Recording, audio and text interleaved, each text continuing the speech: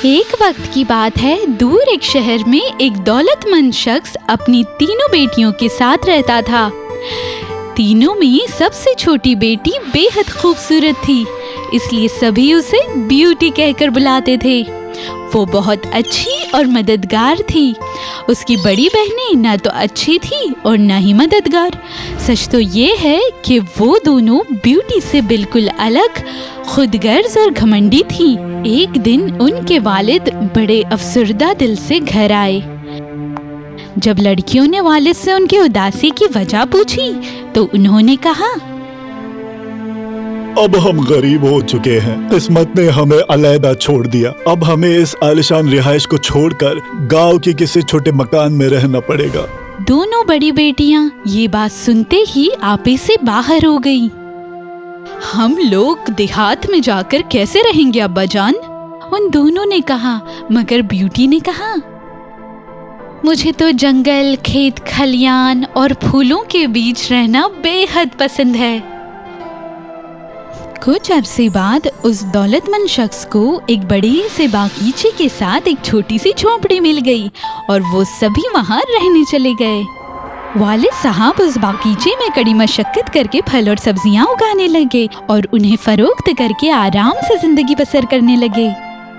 ایک دن تجارت کے سلسلے میں والد صاحب کو دور گاؤں میں جانا پڑا، اس لیے انہوں نے تینوں بیٹیوں کو پاس بلا کر کہا کہ وہ اگلے دن ہی واپس لوٹ آئیں گے۔ اس کے بعد انہوں نے ایک ایک بیٹی سے باری باری ایک بات دریافت کی۔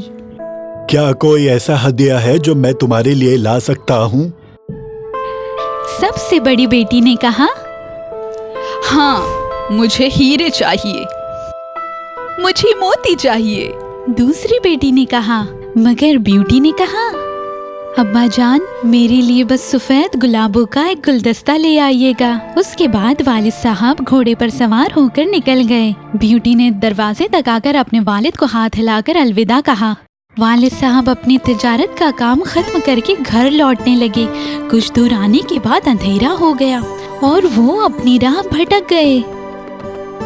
بھٹکتے ہوئے وہ گھنے جنگل میں آ پہنچے۔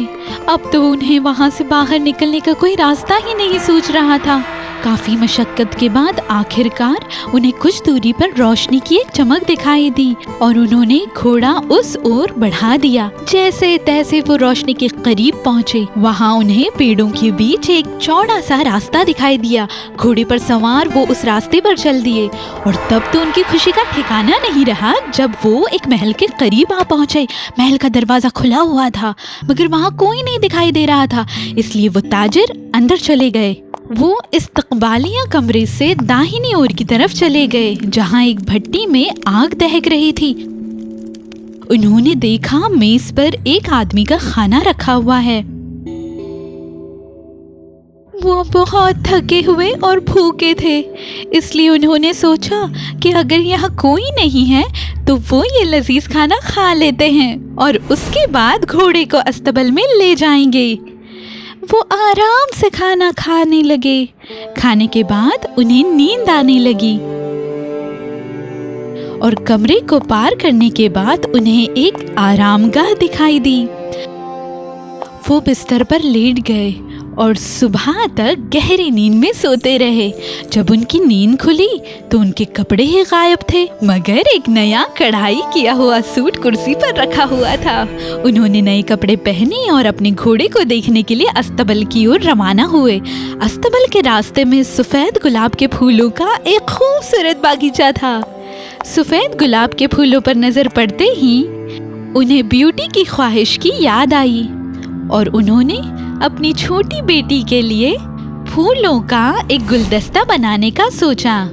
وہ گلاب کے پھولوں کی طرف آگے بڑھے۔ انہوں نے ابھی صرف ایک ہی گلاب توڑا تھا کہ انہیں اپنے پیچھے سے ایک دل دہلانے والی آواز سنائی دی اور پیچھے مڑتے ہی انہوں نے ایک بڑا سا حیوان دیکھا۔ وہ بھیانک حیوان اونچی آواز میں بولا، احسان فراموش انسان، تم نے کس کا کھانا نوش فرمایا؟ کس کی خوابگاہ میں آرام فرمایا؟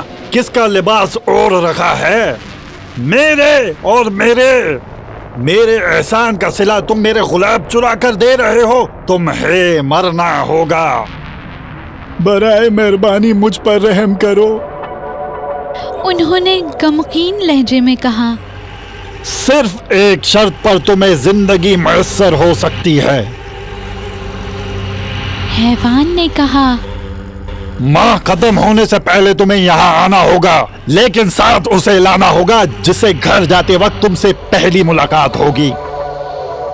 ब्यूटी के वालिद के पास इस शर्त को मानने के अलावा और कोई दूसरा रास्ता नहीं था। जैसे ही वो अपने घोड़े पर सवार होकर महल से निकले, वो हैवान से किए हुए वादे के बारे में सोचने लगे। उन्हें ये याद आने लगा कि किस तरह ब्यूटी ने घर से जाते वक्त हाथ हिलाकर उन्हें अलविदा कहा था। एक भयानक ख्याल से वो दहल उठे। क्या होगा अगर ब्यूटी मेरे रास्ते में पहली आई तो?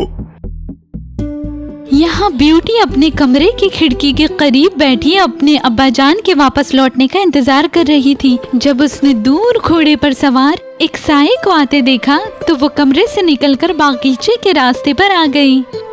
हाँ, ये तो उसके वालिद ही थे जो लौटकर घर आ रहे थे। मगर ब्यूटी अपने वालिद के साथ हुए वाक़े से बेखबर थे। वो काफी थके हुए और अफसरदा लग रहे थे।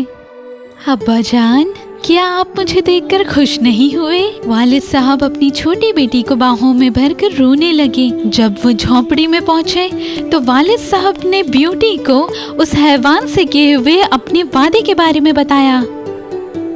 लेकिन तुम मेरे साथ मत आना ब्यूटी, चाहे कुछ भी हो जाए।